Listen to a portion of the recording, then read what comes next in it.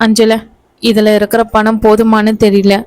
நீங்கள் அந்த ஆளுங்க கிட்ட கேட்டு பாருங்க. இது போதாதுன்னா எனக்கு ஒரு புடவையே போதும். அவளை அங்கேயே உட்கார சொன்ன ஏஞ்சல் தாமரை கொடுத்த கார்டை பார்த்து அதிர்ந்து வயிறெறிந்தாள். அன்று ஸ்ரீவஸ்தன் தன்னுடன் தாமரையின் பெயரையும் ஜாயிண்டாக சேர்க்க சொல்லிய அக்கவுண்டின் டெபிட் கார்டு. அதை தாமரையிடம் அவன் தந்து இருந்ததை பார்த்து பொறாமை உணர்ச்சியில் ஏஞ்சலின் கண் இடுக்கியதையோ அவளின் சட்டென்ற கழுப்பு பார்வையையோ எதையுமே தாமரை கவனிக்கவில்லை. அவளுக்கு அந்த கடையில் தெரிந்த கூட்டத்தை பார்த்து அசந்து நிற்கவே சரியாக இருந்தது.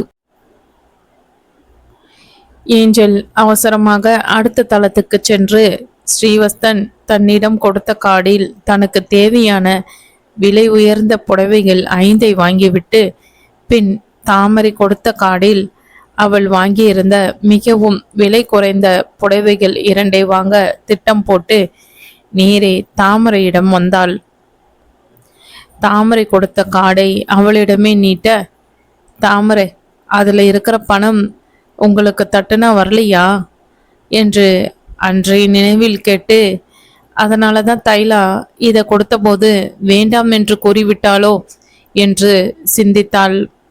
மானசீகமாக தலையில் அடித்து கொண்ட ஏஞ்சல், இல்லை, இதுக்கு கூடவே ஒரு நம்பர் இருக்கும் என்று அந்த பின் நம்பர் இந்த பைத்தியத்துக்கு தெரிந்திருக்குமா என்ற அர்த்தத்தில் இகழ்ச்சியாக கேட்க, தாமரை ஆர்வமாக, அவரு சொன்னாங்க, அது அன்னைக்கு ராவுல என்கிட்ட வந்து இந்த எண்ணெய் அது 4112. ஏனுங்க அஞ்சல, அதில் அம்மட்டு பணம் இருக்கா என்று கண்கள் விரிய கேட்க, ஏஞ்சல் மனதில் தன் தலையில் அடித்த அடியில் அவளுடைய சொந்த மூளையே இடம் பெயர்ந்தது. எங்கே இது உன் புடவை, 2க்கே சரியா இருக்கும் என்றவள் அதை உபயோகித்து தாமரையின் புடவைகளை வாங்கி சாணக்கியத்தனமாக அந்த கார்டையும் திருப்பி கொடுக்காமல் தன்னிடமே வைத்து கொண்டாள். இந்த பெண் எங்கே தனியா ஷாப்பிங் போக போகிறாள் என்ற எண்ணத்துடன் அன்று முழுவதும் தாமரைக்கு மனதே சரியில்லை. த்ரிஷா பாப்பாவுக்கு வாங்கிய பின் தான் தானுமே புது புடவையை உடுத்த வேண்டும் என்று முடிவு செய்தவள் அடுத்து வந்த நாட்களிலும் ஊரிலிருந்து கொண்டு வந்திருந்த பூவரசியின் பழைய புடவை 2ஐயே துவைத்து அணிந்து வர வஸ்தனுக்கு ஒன்றும் புரியவில்லை. ஏஞ்சலிடம் ஒரு பொறுப்பை ஒப்படைத்துவிட்டால் அவன் அதை மறந்து விடுவான். அவள் திறமையின் மேல் அவ்வளவு நம்பிக்கையோ இல்லையோ, தன்னுடைய தேர்வான அவள் மேல் நம்பிக்கை இருந்தது. அவள் ஒரு சிறந்த காரியதரிசி என்பதில் எல்லளவும் சந்தேகம் இருந்ததில்லை. இருந்தாலும் தாமரையிடம் இது குறித்து நேரில் கேட்க தயக்கம். இதன் நடுவில் மாதங்கியும் ரவியும் அவர்கள் நண்பர்களுடன் சேர்ந்து யூரோப் டூர் செல்வதாக கூறி சென்னை வந்து ஒரே வாரத்தில் கிளம்பி சென்றனர். மாதங்கிக்கு இவர்கள் இங்கே இருந்தால் வஸ்தன் தாமரையை கவனிக்க மாட்டான் என்ற எண்ணம். யாரும் இல்லாமல் இருந்தால் அவளுக்கு தேவையானதை அவனிடம்தானே அவள் கேட்க வேண்டும் என்ற நினைப்பு. ஆனால் ஊருக்கு போவதற்கு முன்னால் மகனை அழைத்தவள், வஸ்தா, அவ கை குழந்தை வச்சுட்டு இருக்கா. திடீர்னு அந்த குழந்தைக்கு உடம்பு கிடம்பு சரியில்லாம போச்சுன்னா நீ தான் கவனிச்சுக்கணும்.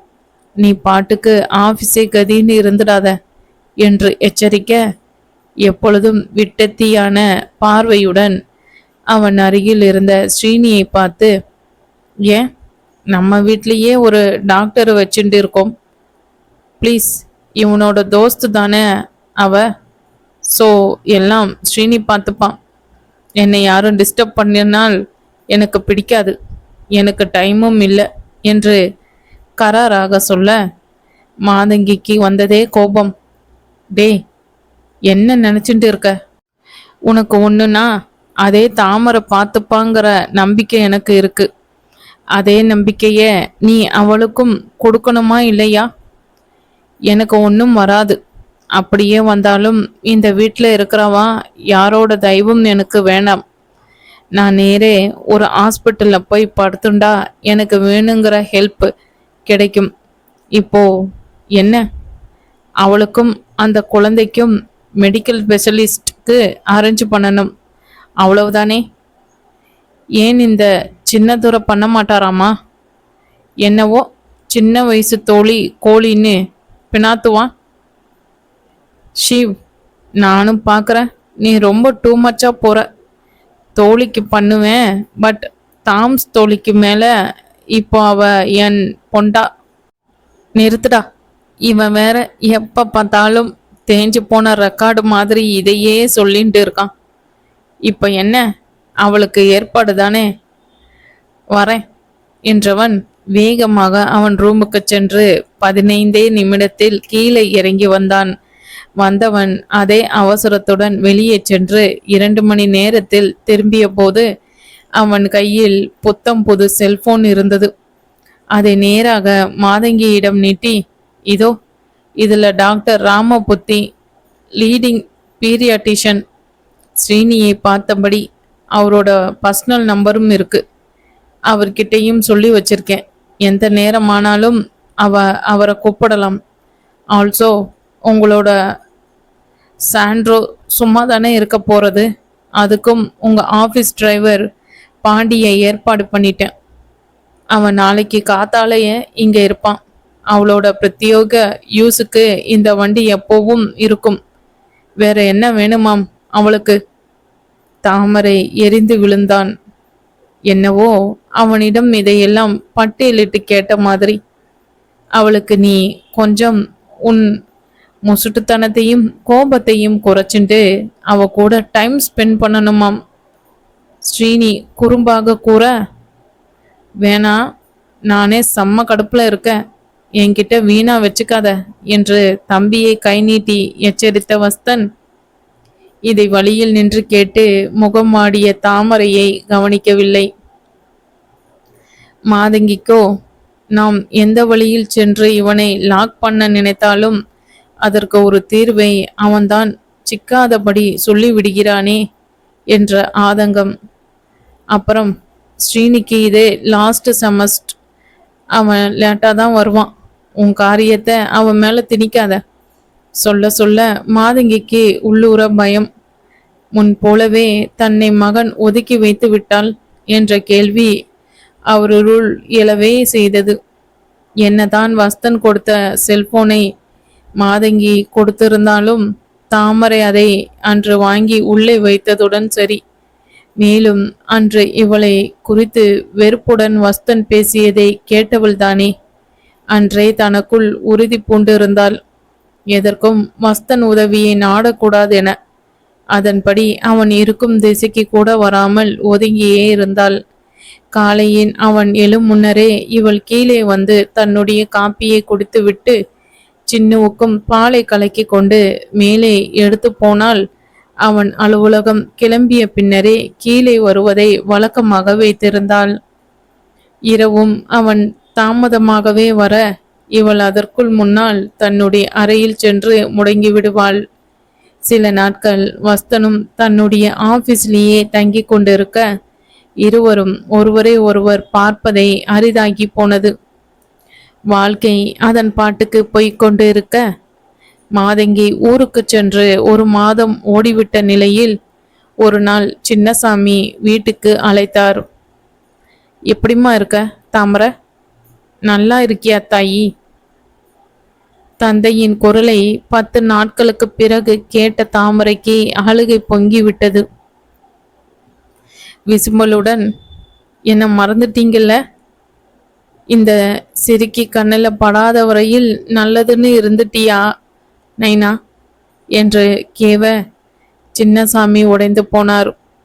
இல்லம்மா, இங்கன அறுவடை இல்லை, அதான் என்றனுக்கு சரியா இருந்துச்சுமா. அங்க பூவரிசி குழந்தை எப்படி இருக்காமா? சின்ன நல்லா இருக்கா நைனா. டாக்டர் கிட்ட எல்லாம் கூட்டிட்டு போனோம். அங்க த்ரிஷா பெரியம்மா எல்லாரும் எப்படி இருக்காங்க? த்ரிஷா என்ன தேடிச்சா? எனக்கு எப்போதும் அதன் நினைவாவே இருக்கு நைனா. ஏக்கத்துடன் சொல்ல, அது அப்பொழுது வீட்டுக்குள் நுழைந்து மாடிக்கு சென்று கொண்டிருந்த வஸ்தன் காதுகளில் விழ அவன் மெதுவாக படியேற ஆரம்பித்தான். அவள் பேசுவதில் ஒரு காதை வைத்து. அவள் குரலில் இருந்த ஏதோ தவிப்பும் பாசமும் அவனை நின்று கொண்டிருந்த படியிலேயே கட்டி போட்டது. நல்லா இருக்கான் த்ரிஷா. என்ன ஒரே அழுக? அம்மாவை தேடுறாமா? சின்னதில்ல, கங்கைக்கும் பூவை நினைச்சு அழுவுறதுக்கே சரியா இருக்கா? நீ இருந்தாலாவது அதுக்கு தோதா எதனாவது பேச்சு கொடுத்து விளையாண்டிட்டு இருப்ப. ம், என்ன வளமோ நடந்து முடிஞ்சிருச்சு. நீ எப்படி கண்ணு இருக்க? ம், இருக்க நைனா. எனக்கு இங்க ஒரு குறையும் இல்லை.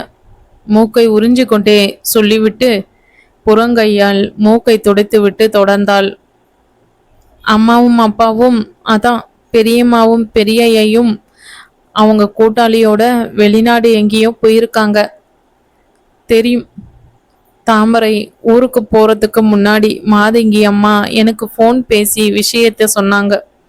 நான் கேட்டது, நீ சந்தோஷமா இருக்கியா கண்ணு? இவளுக்கு என்ன சந்தோஷத்தை கண்டு விட்டாள். ஒருவேளை கங்கையும் சின்னசாமியும் இவள் முன்னே அந்யோன்யமாக பாசமாக இருந்திருந்தால் குடும்பம் என்றால் இதுவும் என்று தெரிந்திருக்கும். ஆனால் அங்கேதான் தினம் ஒரு குடும்பிப்பிடி சண்டையும் நக்களும் முகவாய் இடித்தலும் தானே கங்கையின் தின பிழைப்பாய் இருந்தது. எனக்கு என்ன நைனா, தினம் சுடுசோறு, ஒரு வேலை இல்லை வேலை செய்யறதுக்கு 3-4 ஆளுங்க இருக்காங்க. நான் வெறுமே நம்ம சின்ன கூட தான் பொழுதன்னைக்கு இருக்கேன். நம்ம சின்ன நல்லா முகம் பார்த்து சிரிக்கிறான். அவ படுத்திருக்கிற அறைக்குள்ள நான் வந்தாலே என்னை கண்ணாலே தொடர்ந்து பார்த்து சிரிக்குது. செல்லக்குட்டி. பெற்றவளின் பெருமிதத்துக்கு சற்றும் குறையாமல் இருந்தது அவள் பேச்சு. அது அவளை பெறாதவர் மனதையும் குளிர்விக்க, அவர்தான் கேட்க வந்ததை மகள் வெக்கம் காரணமாக ஒதுக்குகிறாள் என்ற அர்த்தத்தில், ஏன் கண்ணு, பாப்பாவுக்கு தொட்டில் போட்டு பேர் எதுனா வச்சிங்களா? பெரியம்மா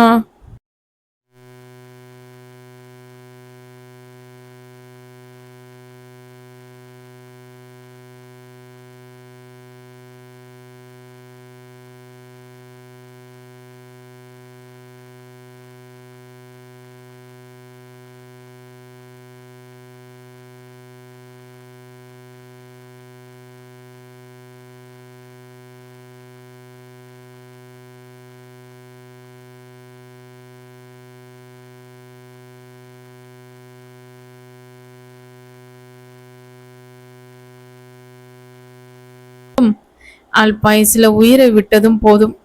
வேற ஏதாவது புதுசா பேர் வச்சிரு. அம்மா வந்ததுக்கு அப்பால அவங்கள ஒரு வார்த்தை கேட்டுட்டு வச்சிரு கண்ணு. நம்ம த்ரிஷாவுக்கே பூவரசி உன் ஆசைப்படிதான் பேர் வச்சான். இதுக்கு நீயே பார்த்து வச்சிடு. சரி, நான் கூப்பிட்ட விஷயத்தையே மறந்துட்டேன் பாரு. நான் ஒரு கூறு கெட்டவன். என்ன நைனா, நீ இங்க வரியா என்னை பார்க்க? சந்தோஷம் பொங்கியது குரலில். இல்ல கண்ணு, உங்க பெரியம்மாவுக்கு 4 நாளா உடம்புக்கு முடியல. ஜுரம் ஏறிக்கிட்டே போகுது. நேத்து நம்ம ஊருக்கு வந்த டாக்டரு டெங்கு மாதிரி இருக்குன்னு சொல்றாரு. அதான் உன்னால ஒத்தாசைக்கு வர முடியுமான்னு கேட்கலாம்னு தான் கூப்பிட்டேன். கண்ணு, பெரியம்மா வேற இல்லை. நீ உங்க வீட்டு மா பெரிய தம்பிய கேட்டுட்டு வர முடியுமா? நான் வந்து கூட்டிட்டு வர முடியாது. நீ ட்ரெயின்ல வந்தா நான் கோயம்புத்தூர் ஸ்டேஷனுக்கு வந்து அழைச்சிக்கிறேன். கண்ணு, கேட்டு சொல்றியா? எனக்கும் வேற வழி தெரியல கண்ணு. உங்க பெரியம்மா மட்டும்னா நான் பார்த்துப்பேன். நம்ம அலமு பாட்டி சமைச்சு கொடுக்குது. ஆனா இந்த த்ரிஷா பாப்பா அங்கேயும் இங்கேயும் ஓடிக்கிட்டு இருக்கா. அதை பார்க்கவே 2 ஆளு வேணும்.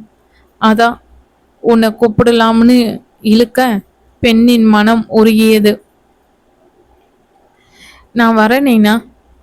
பெரியய்யா ராத்திரி வீட்டுக்கு வந்ததும் கேட்குறேன். ஆனால் இன்னைக்கு வர முடியாதே. நாளைக்கு வரட்டுமா? பாவம் பெரியம்மா, ரொம்ப முடியாம இருப்பாங்க இல்ல? அவங்களுக்கு தலைவலி வந்தாலே தாங்காது. இந்த த்ரிஷாவும் லேசுப்பட்டது இல்ல. நீங்க கவலைப்படாதீங்க நைனா. டெங்குனா பயம் ஒன்றும் இல்லையே. டெங்கு என்ற வார்த்தை வந்ததுமே வஸ்தனின் உடல் இறுகியது. இவளுக்கு என்ன பைத்தியமா? இவ எப்படி போக முடியும்? தன்னையும் குழந்தையும் எக்ஸ்போஸ் பண்ணிக்கிண்டு. நோ வே. தலையை மறுப்பாக அசைக்க அவனையே கவனித்து கொண்டிருந்த சாமிக்கு சிரிப்பாக வந்தது. மாட்டுனாண்டா கண்ணா, உன்னையும் அறியாம அவ மேல பாசம் வந்துடுச்சு. அதை நீயே ஒத்துக்கல. கூடிய சீக்கிரம் எல்லாம் சரியாகிவிடும் என்ற நம்பிக்கை அந்த பாசமான மனுஷருள் வேரூன்றியது. ஸ்ரீனிக்கு ஃபோன் பண்ணி இதை சொல்லணும். கை பரப்பறுத்தது. ஸ்ரீனி அப்பொழுதும் உள்ளே நுழைய அவனை செய்கையாலே தன்னிடம் வரும்படி சொன்ன சாமி அவனை தள்ளிக்கொண்டு அடுக்கலைக்குள் சென்றார். இப்போ இங்க நடக்கிற சீனை பாரு. அதுக்கு தான் மஸ்தன் கண்ணுல படாம அழைச்சிட்டு வந்தேன். அங்க இருந்தபடியே ஹாலுக்குள் எட்டி பார்த்தபோது கண்ணை துடைத்து கொண்டு தாமரை போனில் பேசுவது தெரிய, என்ன மேட்டூர் அண்ண திறப்பு விழா வீட்ல அந்த கொம்பேரி மூக்க ஏதாவது சொன்னானா? அடப்போ சீனி, விட்டா அவன் இவளுக்கு பின்னாடி ஒரு பெரிய டர்க்கி டவலை பிடிச்சுண்டு இவ விடுற கண்ணீரை தொடச்சு விடுவான். வாட்? இந்த முன்னேற்றம் எப்போ? அதை தான் சொல்றேன். பாரு அங்க நடராஜ கணக்கா ஒத்த கால தவத்துல உங்க அண்ணன் போஸ் கொடுக்கறத. 10 நிமிஷம் முன்னாடி மேலே ஏற ஆரம்பிச்சவன் இன்னமும் அந்த 6வது படி தாண்டல. ஏன் சாம், படித்தாண்டா பத்தினி தான் கேட்டு இருக்கோம். இவன் என்ன புதுசா படித்தாண்டா பதியா இருக்கான்? ஆமா, எதுக்கு இந்த ஒத்தக்கால் வைத்தியம்?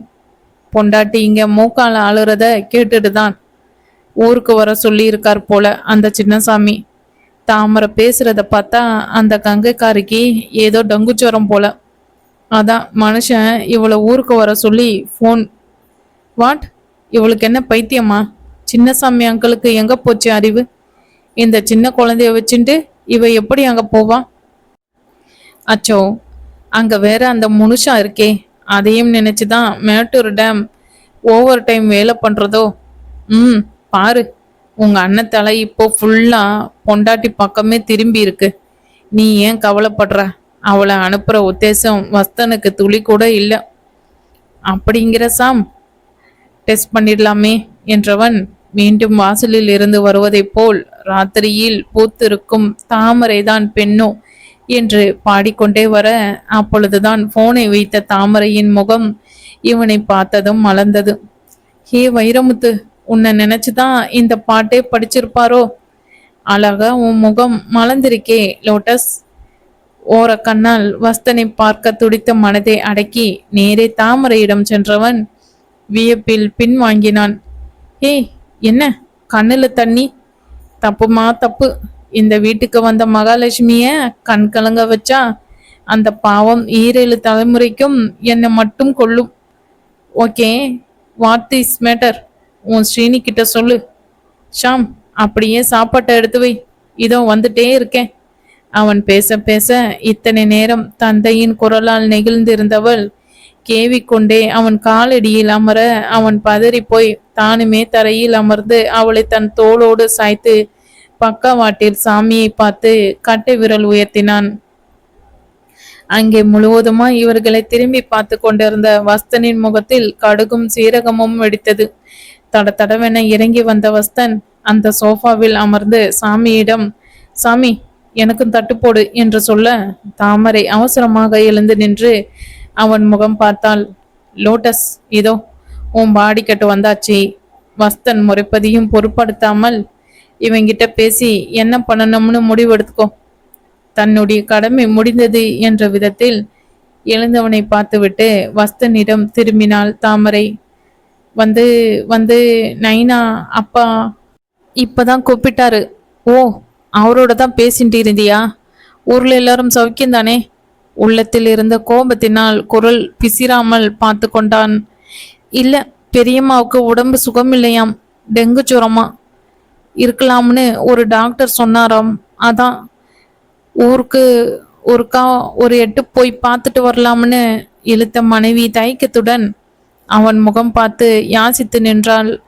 வஸ்தன் கேள்வியாக அங்கேயே போகாமல் நின்று கொண்டிருந்த ஸ்ரீனியை பார்க்கவும் அவன் தோலை குலுக்கி, அவ்வளவு ஈஸியா ஒருத்தர்கிட்ட இருந்து இன்னொருத்தருக்கு வர சான்ஸ் குறைச்சல், ஆனா குழந்தைகள் தான் அஃபெக்ட் ஆகிற சான்ஸ் ஜாஸ்தி. நீ என்ன பண்ற வஸ்தா, நாளைக்கே தாமரை கூட்டிட்டு ஊருக்கு போ சொல்ல அவன் ஸ்ரீனி என்று சொல்லி நிறுத்த, உடனே என்னால முடியாது, எனக்கு ஹாஸ்பிட்டல்ல டியூட்டி இருக்கு என்றவன் தனக்குள்ளே என் குஷ்பு மேடம் பர்த்டேக்கே நான் இருக்கணுமே முடித்து வஸ்தன் என்ன சொல்ல போகிறான் என்ற ஆர்வத்தில் அங்கேயே நின்றான். சரி, நானே போறேன். போனை எடுத்துக்கொண்டு வாசலுக்கு சென்றவன் 5 நிமிடத்தில் உள்ளே வந்து, பொதுவாக நாளைக்கு காலை 8 மணிக்கு ஃப்ளைட்டை பிடிக்கணும், கோவையில் நம்ம மேனேஜர் கார் ரெடியா வச்சிருப்பார் என்றவன் இப்பொழுது தாமரையிடம் திரும்பி, உங்க பெரியம்மாவை கோவை ஹாஸ்பிட்டல்ல சேர்க்க ஏற்பாடு செஞ்சுட்டேன். இந்த த்ரிஷாவை இப்போதைக்கு நம்மோட அழைச்சிட்டு வர்றது தான் பெஸ்ட் தோன்றது. உங்க அப்பாவுக்கு ஃபோன் போட்டு அவர் பேத்தியை ரெடியா வச்சிருக்க சொல்லு, சீக்கிரம் போய் படுத்துக்கோ என்று முடித்தவன், உன்னோட சின்னுவ தைலா கிட்ட விட்டுட்டு போகலாம், ராத்திரி நாம வந்துடுவோம் என்று வேகமாக உத்தரவு விட்டவனை வாய் மூடாமல் பார்த்திருந்தனர் அங்கே இருந்தோர் அனைவரும். சாமி, கண்ணாலேயே அப்பவே சொன்ன பாத்தியா, ஐயா விழ ஆரம்பிச்சாச்சு என்று ஸ்ரீனிக்கு குறிப்புணர்ந்த அவனால் இன்னமும் நம்ப முடியாமல் பொத்தென்று சோஃபாவில் உட்கார்ந்தான். தாமரைக்கோ எங்கோ வானத்தில் பறப்பது போல இருந்தது. அவளுக்காக வஸ்தன் இவ்வளவு யோசித்து திட்டம் போட்டிருக்கிறான் என்பதையெல்லாம் இரண்டாம் பட்சம். அவளுடைய த்ரிஷா பாப்பாவை பார்க்க போகிறோமே, அதோடு நிற்காமல் அவளுமே இங்கே வரப்போகிறாளே, வார்த்தையால் வடிக்க முடியவில்லை அவளுடைய முகபாவத்தை. பிளான் படியே மறுநாள் சூறாவளி சுற்றும் பயணத்தை முடித்துக்கொண்டு அன்று இரவு சுமார் 9 மணிக்கு கையில் தூங்கி போன த்ரிஷாவை சுமந்து கொண்டு காரில் இறங்கிய தாமரையின் உள்ளத்தில் வஸ்தனுக்கு என்று தனி இடம் உருவாகியது.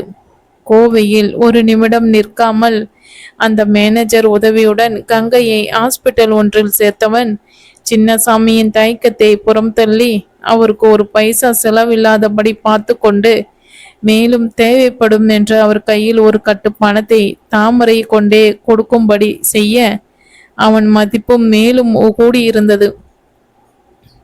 பிளேனில் விடாமல் கேள்வி கேட்ட த்ரிஷாவை இவள் அடக்க முற்பட இவளுக்கே அதே கேள்வி இருந்தபோது இவள் எங்கே பதில் சொல்வது?